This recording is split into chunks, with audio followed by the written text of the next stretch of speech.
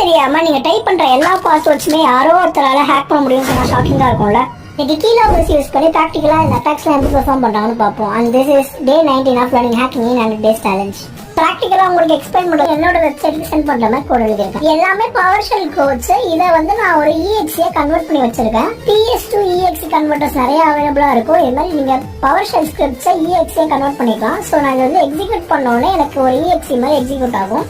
இப்போ நார்மலா நான் ஃபேஸ்புக் பேஜ் ஓபன் பண்ணிட்டு டைப் பண்றேன் பாருங்க. பேக்ரவுண்ட்ல இது தானா எல்லா கீ ஸ்ட்ரோக்ஸுமே ஸ்கேன் பண்ணிட்டு இருக்கு. இப்போ நான் ரேண்டமா ஒரு நம்பர் கொடுக்குறேன். கொடுத்துட்டு பாஸ்வேர்ட்ஸையும் டைப் பண்றேன். பாஸ்வேர்ட் டைப் பண்ண உடனே அந்த கீஸ் எல்லாமே கேப்சர் பண்ணி எனக்கு வெப்சைட்டுக்கு சென்ட் பண்ணிருக்கு. நான் அந்த வெப்சைட்லயுமே காட்டுறேன். இது எல்லா பாஸ்வேர்ட்ஸுமே எடுத்து எனக்கு சென்ட் பண்ணிருக்கு. ஸோ இந்த மாதிரி தான் உங்க பாஸ்வேர்ட்ஸுமே ஹேக் பண்ணுவாங்க. ஸோ அன்னோன் EXE ஏதாவது இருந்தால் எக்ஸிக்யூட் பண்ணாதீங்க. ஃபர்ஸ்ட் ஆஃப் ஆல் நீங்க டவுன்லோடே பண்ணாதீங்க. அதை இது மட்டும் கிடையாது, பாஸ்வேர்ட்ஸ் மட்டும் கிடையாது.